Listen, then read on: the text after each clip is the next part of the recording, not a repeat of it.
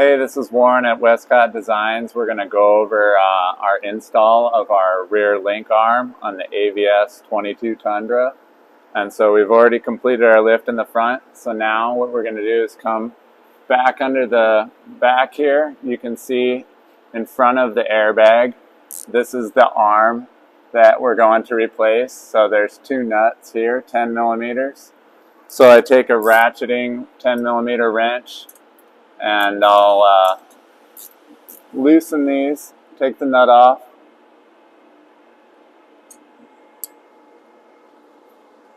Set my nut down.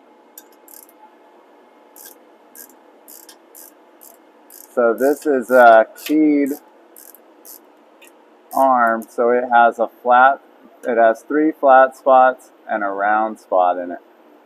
So when we move it, we don't want to let this spin. We want to hold the arm in place in its keyed position and remove the nut. So now we have our arm the way it was in originally.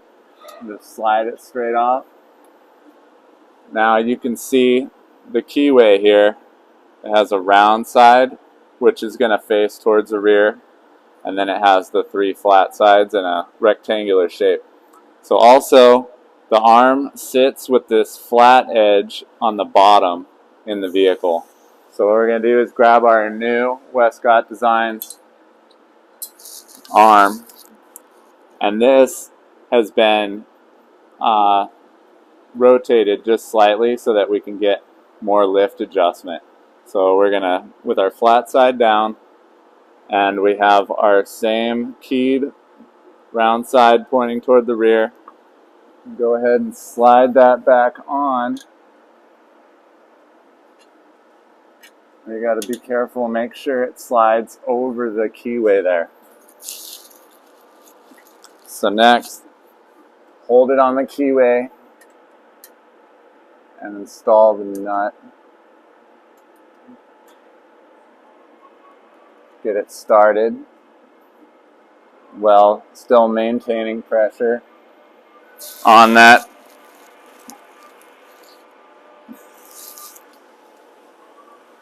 Okay. So now we're gonna, while maintaining pressure, and tighten this up.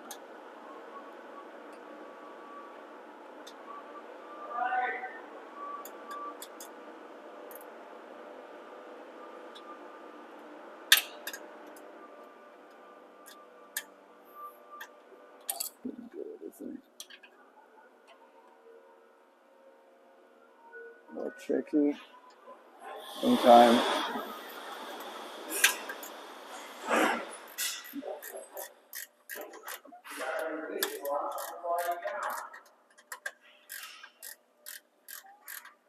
Alright, so now you can see that the arm has been installed in the keyway because it's moving the sensor.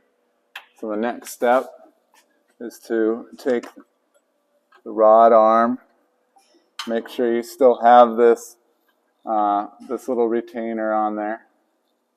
What that does is prevent the little uniball from rotating in there when you're tightening it. So put our nut back on, and then, so to get our ride height all the way up, we're going to move this arm all the way up like this, and then just tighten it up. And then it's the same for the passenger side. It's just a little bit harder to see in there, so we did this side so you can see exactly how to install our Westcott Designs arm kit. Thanks. Okay, we're going to bring the truck down and then show you how to reset the leveling system so that you get that added ride height into your truck. Alright, so we got our truck running. You can see on the dash here that we're in the normal ride height position. So what we're going to do is we're going to go over to this switch here, press it up. That's going to activate our high position. So we're going to wait a few moments for that to start lifting the vehicle in the back. And then we'll switch that back to normal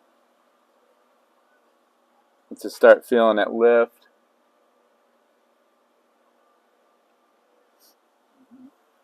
Okay, so now we'll switch back to normal. You can see it flashing.